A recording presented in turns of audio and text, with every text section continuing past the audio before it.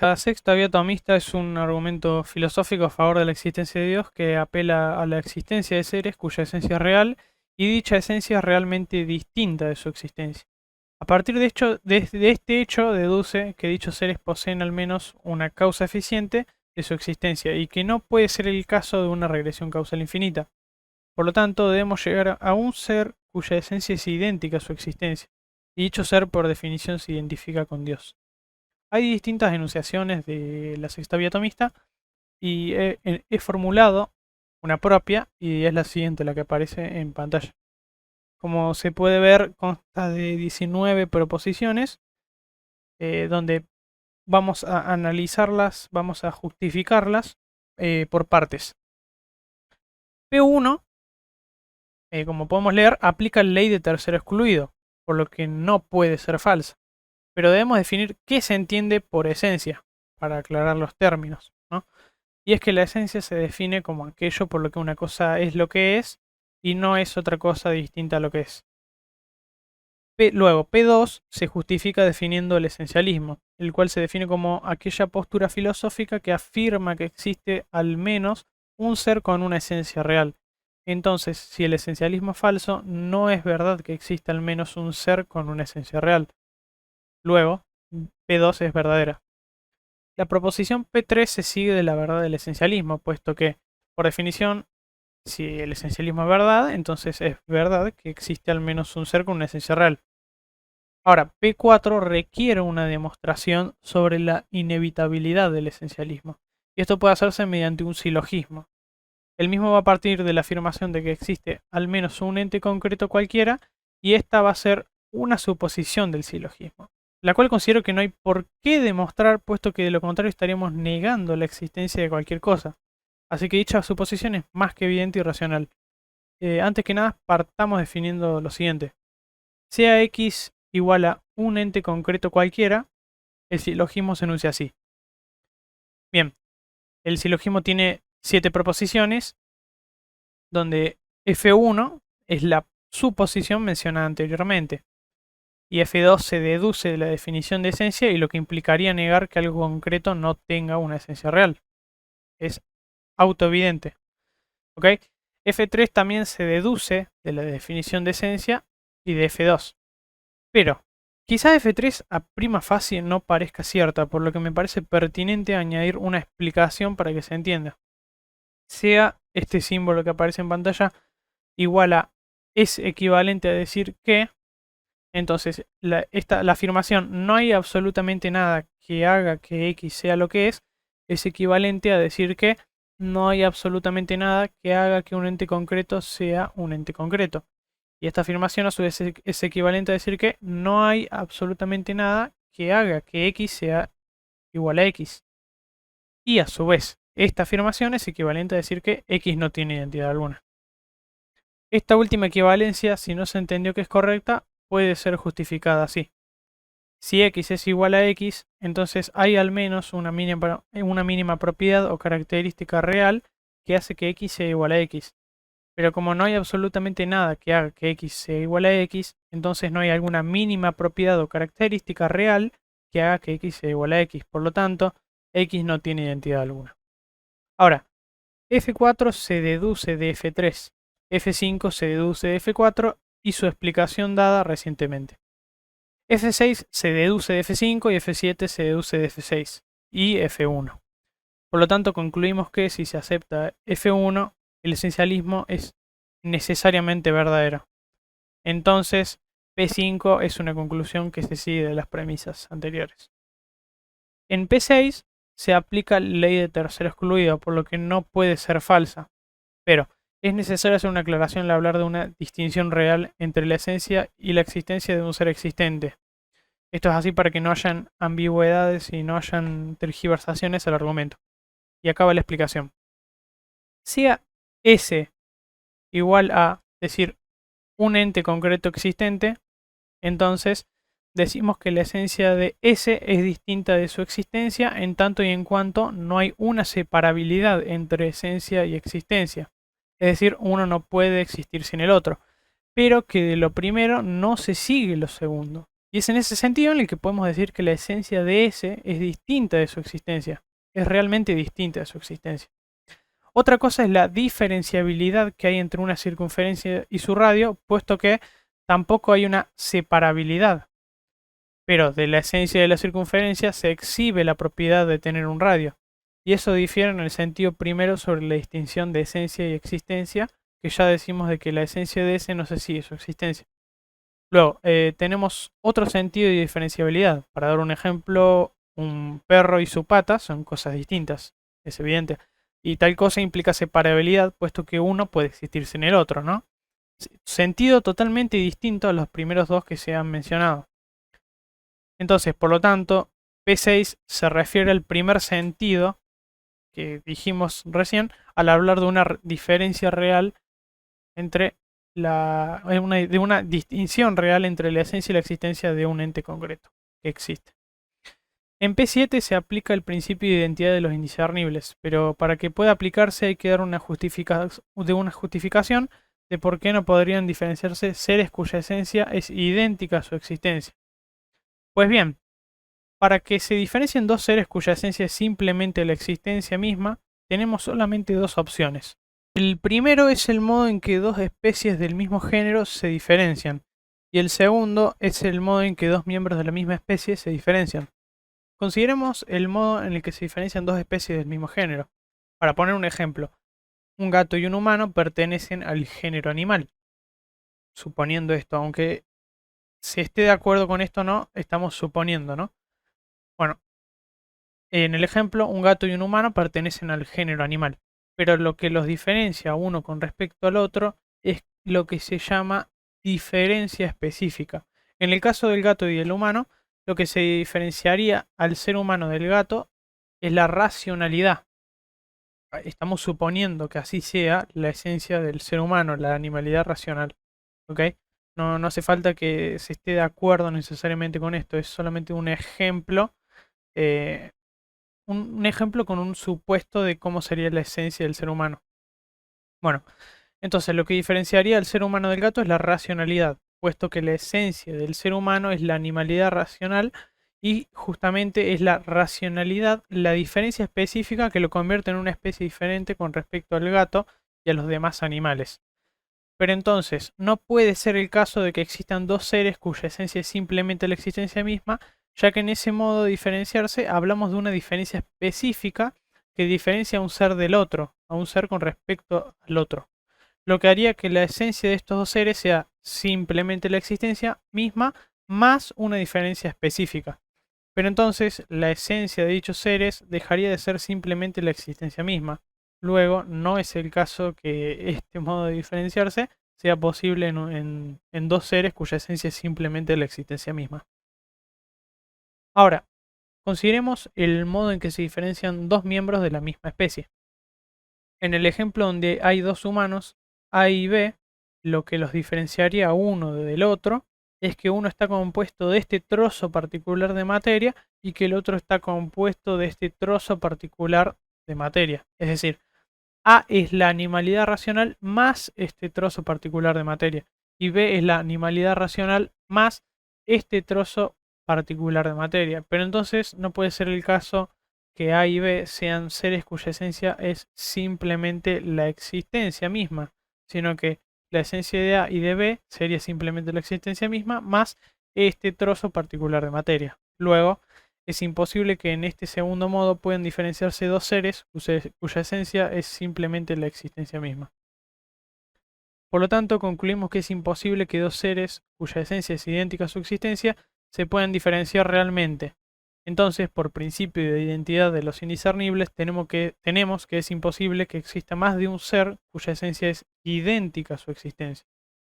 Bien, se podría objetar que se está ignorando una tercera posibilidad, y es que podría decirse que es posible que la existencia sea solamente una parte de la esencia de un ser. Pero esto sencillamente no tiene sentido. Digamos que se afirma que una parte de la esencia del ser humano es la existencia misma. Entonces, supongamos que la esencia de un ser humano X es la animalidad, la racionalidad y la existencia. Tenemos que ver si es toda la esencia de X la que se sigue de la existencia de X, puesto que si no fuese así y es una parte solamente la que implica su existencia, entonces las otras partes realmente no serían esenciales en X, ya que X podría existir solamente con una sola parte, implicando que la esencia de X sea idéntica a su existencia. Ahora, el punto está en demostrar que las otras partes de la esencia de X no son esenciales para X. Para aclarar la cuestión, digamos que las partes de la esencia de X vendrían a ser la animalidad A, la racionalidad B y la existencia C. Y esta última parte puede entenderse como la existencia de X. ¿Ok? C puede entenderse como la existencia de X. Ahora, ¿por qué puede entenderse como tal cosa? Bueno, no es tan complejo realmente, ya que al decir que la existencia es una parte de la esencia de X, estamos diciendo que existir es una parte de la esencia de X. Y si hablamos de que es esencial para X existir, entonces claramente esa parte hace referencia a la existencia de X. Por lo tanto, las demás supuestas partes de la esencia de X no serían esenciales para X, porque si C ya implica la existencia de X, no hay ninguna otra cosa que sea esencial para X. Es evidente. Pero no nos quedemos con decir solamente que es evidente. Así nos despejamos de todas las posibles objeciones.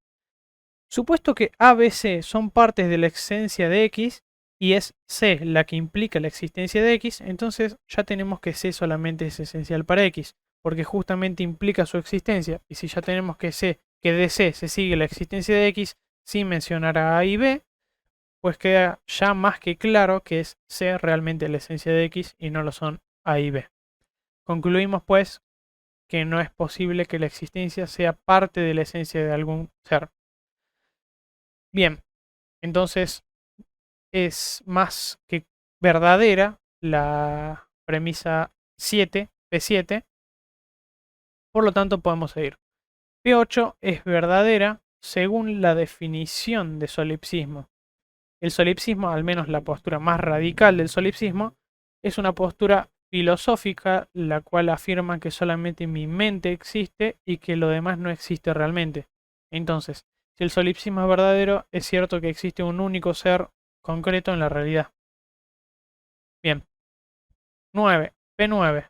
Al afirmar la falsedad del solipsismo P9, que considero que no es necesario un argumento en contra de la posibilidad del solipsismo, porque es demasiado obvia su falsedad. Al menos todos los que están viendo en este video ya suponen que es más que falso el solipsismo, sin duda alguna, o al menos eso quiero creer, ¿no? Pero para aquellos que la niegan, que tienen poco sentido común, llevando el pensamiento crítico a un extremo irracional, voy a dar unas justificaciones que nos lleven a concluir lo irracional que es sostener el solipsismo. Una primera cosa que decir es que el solipsismo de primeras, a prima facie, parece ser contradictorio por todas las cosas que conocemos. Es innegable para el solipsista que ha adquirido conocimientos que no poseía, como nuevas imágenes mentales sobre cosas, nuevos conceptos, nuevos argumentos, etc. Y que estos conocimientos que no poseía, en parte, como para no decir todos los conocimientos, los ha adquirido en virtud de estas ilusiones producidas por su mente, así como, por ejemplo, la imagen mental de cualquier ilusión producida por su mente, como un árbol o una casa, por ejemplo, ¿no? Pero esto parece ser contradictorio. ¿Cómo puede tu mente producir estas ilusiones si ni siquiera conoce en un principio cómo sería una imagen mental de dichas ilusiones? Es como, para poner un ejemplo, que la mente produzca la ilusión de que estamos viendo un árbol y la mente misma no conoce cómo es un árbol, sino hasta que la mente del solipsista conozca o contemple dicha ilusión de árbol, lo cual a mi parecer es un absurdo, puesto que estamos diciendo que la mente ya conoce en principio cómo son las imágenes mentales de cada ilusión, como para producirlas, pero el solipsista no conoce tal imagen mental sino hasta ver esa ilusión. Esto implica decir que la mente del solipsista conoce y a la vez no conoce en principio la imagen mental de cualquier ilusión producida por la misma, haciendo que el solipsismo sea absurdo o al menos irracional. Una segunda cosa es que si se considera que el solipsismo es posiblemente verdadero, entonces nos encontramos en una incertidumbre perceptual, ya que nos encontraríamos en una incertidumbre con respecto a si nuestras percepciones nos informan sobre algo de la realidad externa o simplemente estas percepciones son ilusiones producidas por nuestra mente. implicando un problema epistemológico abrumador. Y una tercera y última cosa, es que podemos dar otro argumento demostrando la falsedad del solipsismo, y se enuncia así. Bien, tiene el argumento, el silogismo, consta de 5 proposiciones, y para entender M1, primero vamos a definir qué entendemos por Dios. Y Dios es aquel ser cuya esencia es idéntica a su existencia. Al menos en el teísmo clásico, esa es la definición que se maneja de Dios. Entonces, M1 se deduce del hecho de que los demás seres que no sean Dios poseen al menos una causa eficiente de su existencia. Esto es así ya que los seres existentes, cuya esencia es realmente distinta de su existencia, realmente poseen al menos una causa eficiente de su existencia. Y eso se demuestra mediante un silogismo. Pero antes es necesario definir las siguientes cosas. Bien, con esencias contingentes me refiero a aquellas esencias que no son idénticas a la existencia misma. Y las EEs, una abreviación, me refiero a las esencias contingentes existentes. Y las NEs me refiero a las esencias contingentes no existentes. Ahora sí, el silogismo dice así. Bien, si las EEs y las NEs tienen todas las mismas características, son idénticas. Claro. R2. Pero las EEs y las NEs no son idénticas. R3. Por lo tanto, las E y las NE no tienen todas las mismas características. Es evidente. R4, por lo tanto, alguna característica distingue a los E de los NE. Bien, se está siguiendo, por ahora se están siguiendo todas las proposiciones de las otras. R5. ¿Se trata de una característica propia de las E o de las NE? Bien. R6. Pero las NE, al ser inexistentes, no tienen ninguna característica. Esto es obvio, por definición. R7. Por lo tanto, una característica de los ES los distingue de los NEs. Correcto. R8. Por lo tanto, los ES tienen una característica que los distingue de los NEs. Bien. R9. Esta característica es intrínseca o extrínseca a las EE. R10. Si fuera intrínseca, las E serían autoexistentes, cosa que no son, claro. Es decir, si dicha característica de las E's son intrínsecas, es decir, serían esenciales, entonces las E serían autoexistentes, pero no lo son.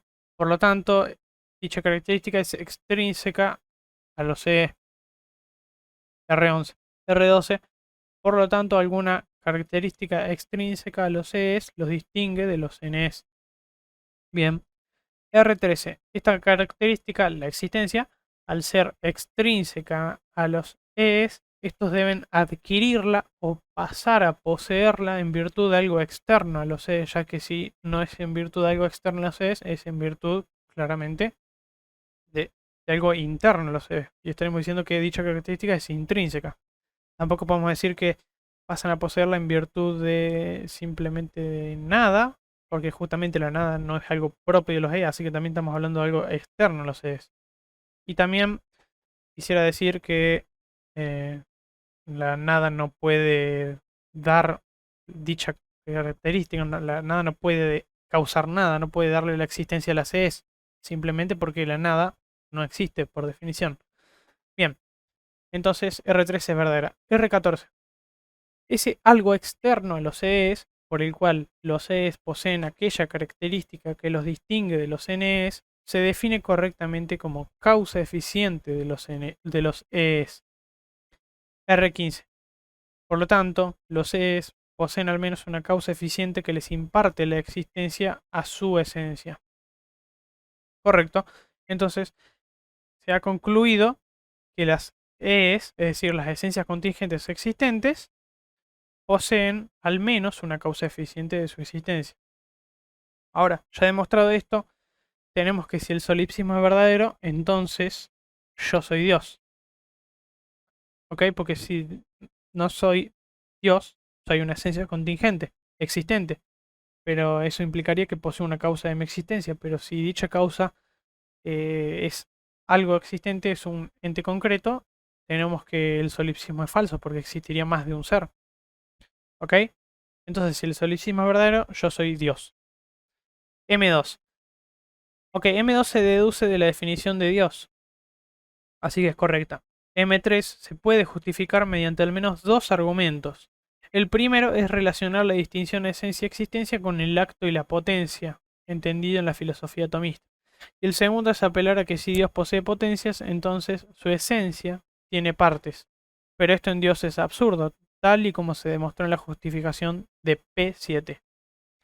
Para el primer argumento hay que definir qué se entiende por acto y potencia.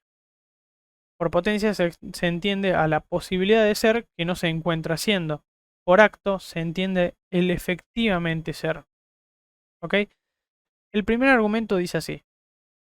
En algo cuya esencia es distinta de su existencia, esencia y existencia se relacionan como potencia y acto. La esencia de un perro, por ejemplo, por sí misma equivale a algo potencial, no a algo actual. Es claro esto.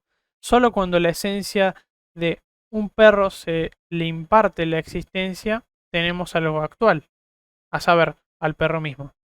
Ahora, si la esencia considerada por sí misma es un tipo de potencialidad pura, y la existencia considera por sí misma un tipo de actualidad pura, entonces aquello que sencillamente es la existencia, que es la existencia misma subsistente en vez de una cosa más, entre otras, con existencia meramente derivada, entonces tiene que ser puramente actual.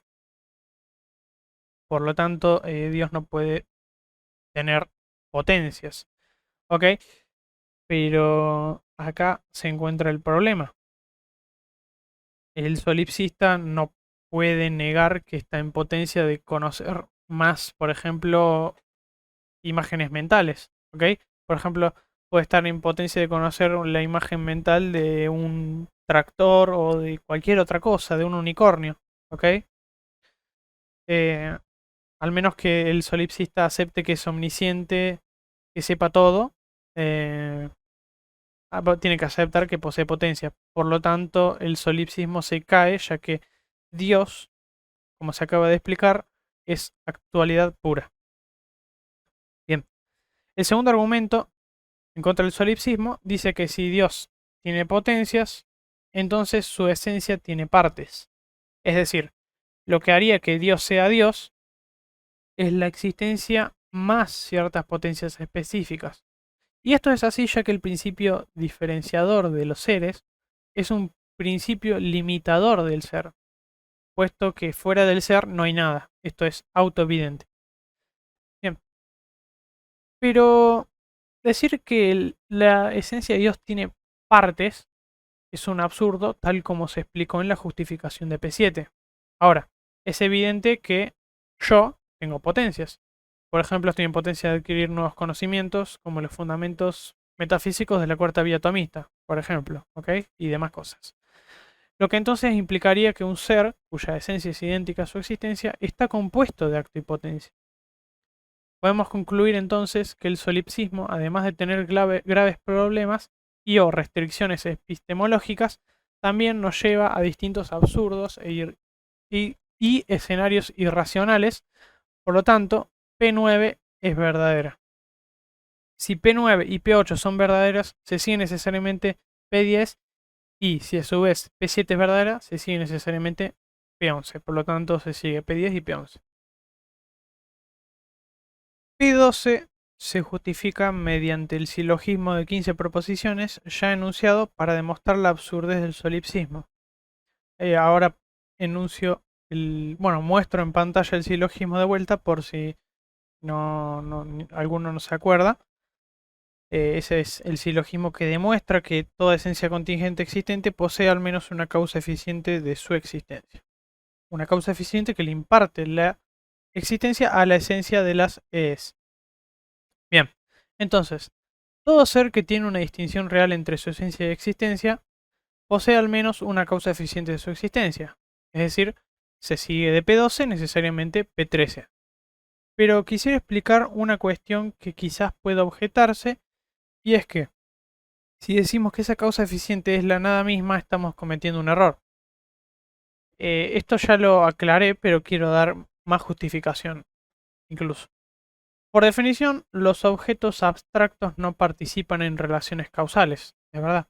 Y como la nada se define como la ausencia absoluta del ser, solamente puede la nada ser un mero concepto, o la nada solamente puede concebirse como un mero concepto, ¿ok? Por lo que es un objeto abstracto. Luego, la nada no puede causar nada.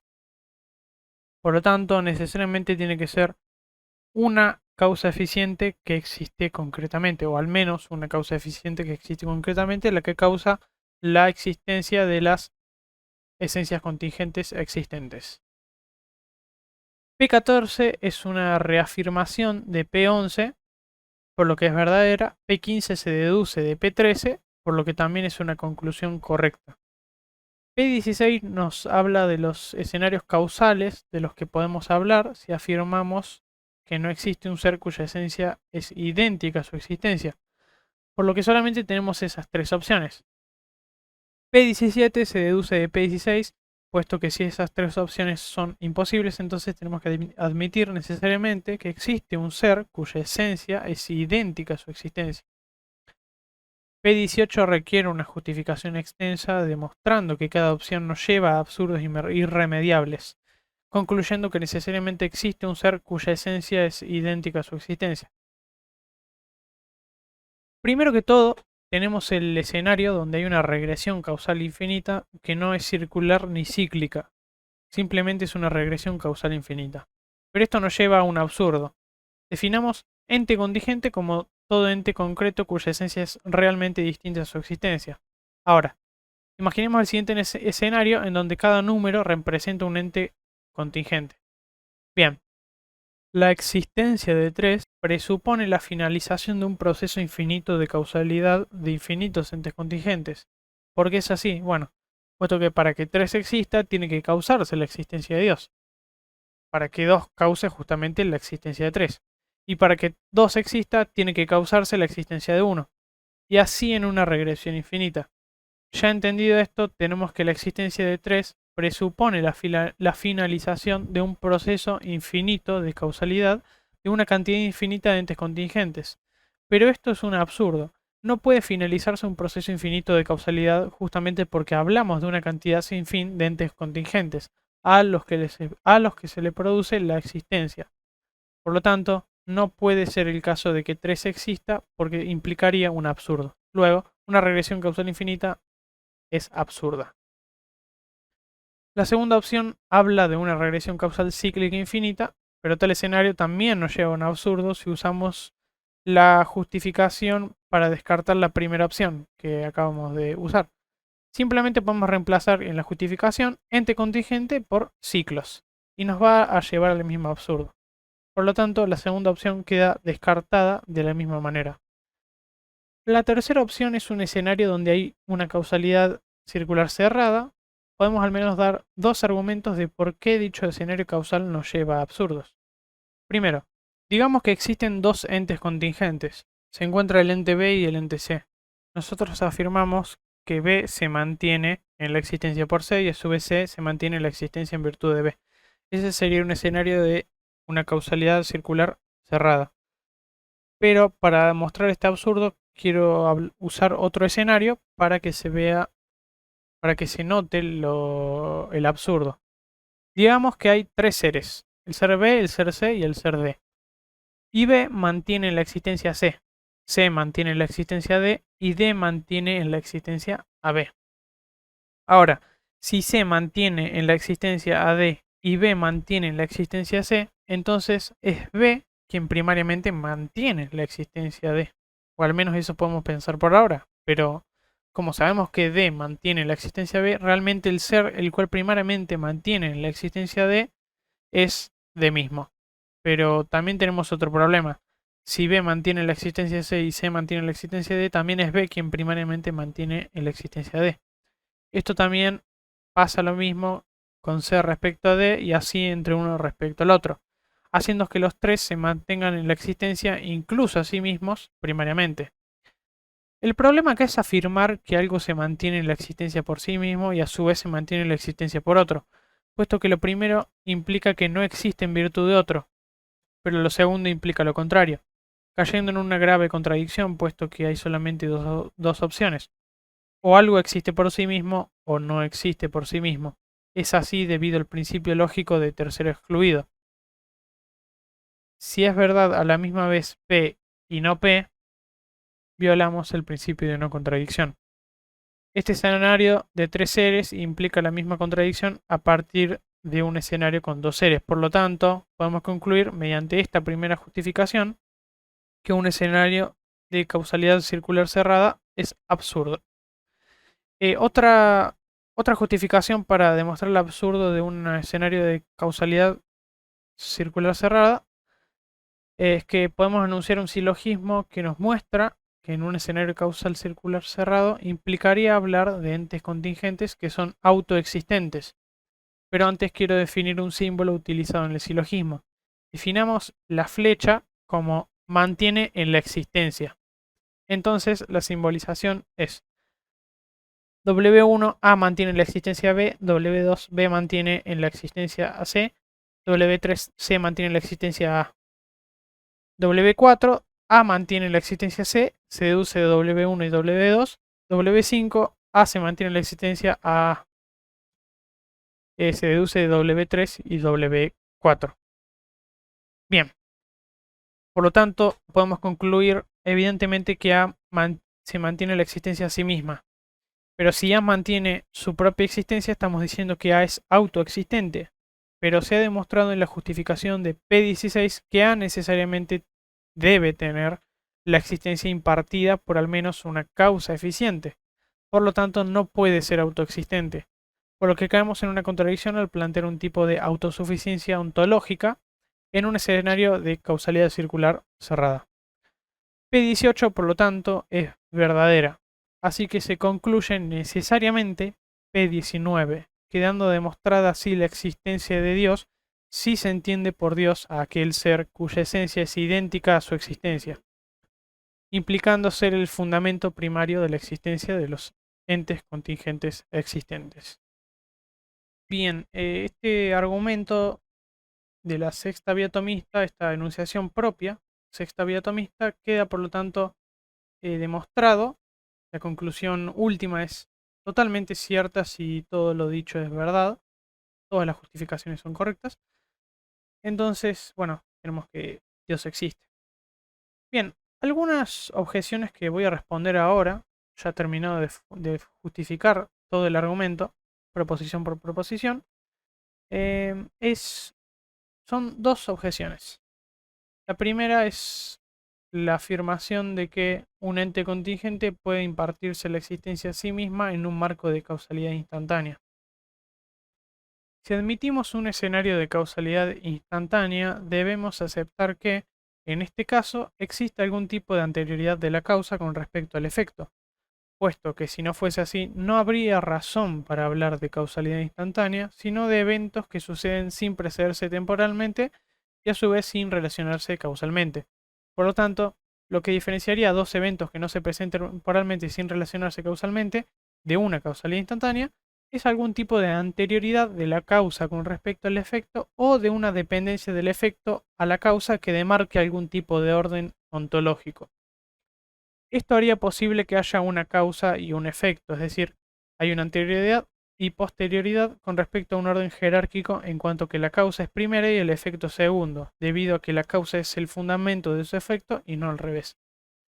Por lo que podemos descartar un escenario donde un ente contingente se imparte la existencia de sí mismo, ya que deberíamos decir que existe antes de existir, lo cual es un absurdo. O que existe primero,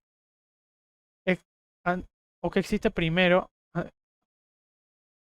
Otra razón que puede darse es que este escenario ya es contradictorio de primeras, porque un ente contingente posee la existencia de manera extrínseca, por lo que decir que dicho ente se imparte la existencia a sí mismo implicaría decir que posee la existencia de manera intrínseca, lo cual es un sinsentido.